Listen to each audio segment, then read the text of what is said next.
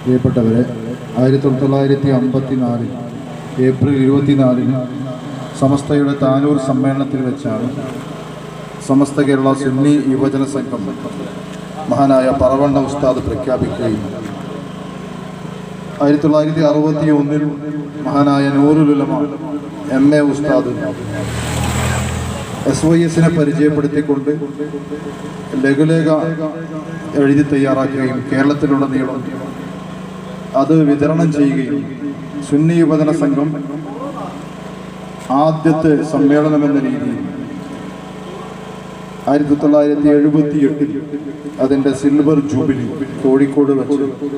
അതൊരു ഐതിഹാസിക സമ്മേളനമായിരുന്നു. വിദ്യാഭ്യാസ രംഗത്ത് വൈജ്ഞാനിക വിപ്ലവം തീർക്കുന്ന തീരുമാനം ആ സമ്മേളനത്തിൽ പ്രഖ്യാപിക്കുകയും യൂണിറ്റുകളുടെ അടിസ്ഥാനത്തിലൊക്കെ ഗ്രാമങ്ങളിൽ